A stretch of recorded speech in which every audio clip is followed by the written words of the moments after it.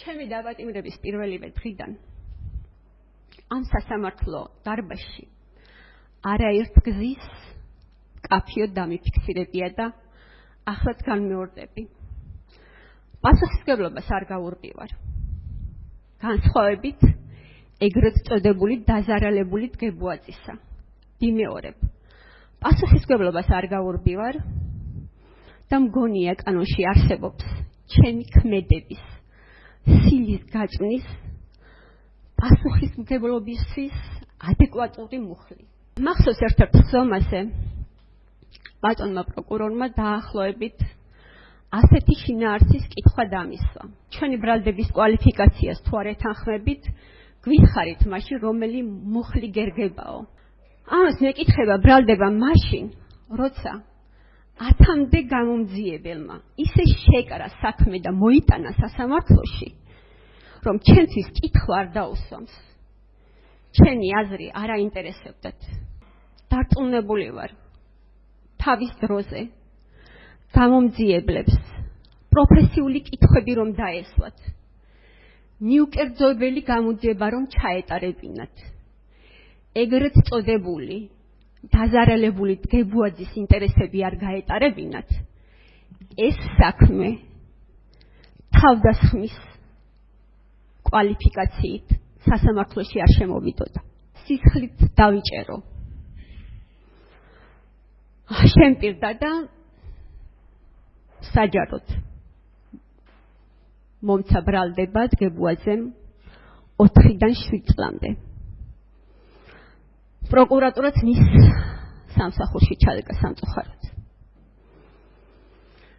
თუმცა ამას დღეს მნიშვნელობა აღარ აქვს. ახლა სასამართლოს დრო დადგა.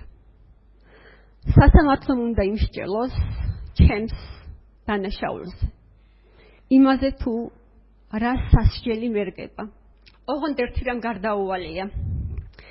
ეს განაჩენი მარტო ჩემი სასჯელი არ იქნება. ეს იქნება თქვენი სასჯელის ბატონო პროკურორებო. და ეს იქნება ყველა იმ პირის პროფესიული სასჯელი, რომელიც სახელმწიფოს მხრიდან ჩართული იყო ამ საქმეში. სამწუხაროა, რომ სასამართლომ არ დაგვიკმაყოფილა შუამდგომები და არ მოგცა საშუალება კითხვები დაგვესვა იმ პირებისთვის, იმ პოლიტიკოსებისთვის, რომლებიც ჩემს დისკრედიტაციას ეწევიან დღემდე. მაშინ როცა სასამართლოში საქმის წარმოება იმდინარეობს, როგორც დამნაშავეს ისე მომიხსენიებენ. კალბ ინფორმაციას ავრცელებენ ჩემზე. საუბრობენ იმაზე, რომ აგენტი ვარ. გლობალური ომის პარტია მიმაგრებს ზურგს. ტრენინგებზე მასწავლეს სილის დარტყმა. დავალებით მოქმედებდი. ფულიც ავიღე თურმე. პოლიციელს ზურგზე ვაკრავდი სტიკერს.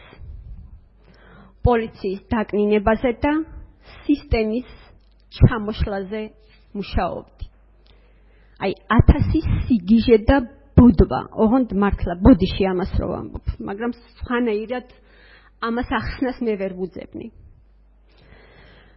არ გეგონოთ ამას შემთხვევითი პირები ამბობენ ქალბატონო მოსამართლევ. ისინი ძალაუფლებაში არიან და მართლ პოლიტიკურ გუნდს წარმოადგენენ. წინა სასამართლო პროცესზე თქვი და ახლაც გავიმეორებ, რომ განსაკუთრებით აქტიურობს ქართული ოცნების პრემიერ-მინისტრი ირაკლი კობახიძე. ამიტომაც მას მინდა მივმართო. ბატონო ირაკლი, პოლიციის რეპუტაციის შელახვას დიპსტეიტი არ სჭირდება. თავად იქცევიან ისე, რომ ანადგურებენ საზოგადოების ნდობას. პოლიციის ნდობის კრიზისი მაშინ შეიქმნა და ზარდი გახდა, როცა მათ რიგებში არსებულ მოძალადეებს გადაეფარეთ და არ დასაჯეთ.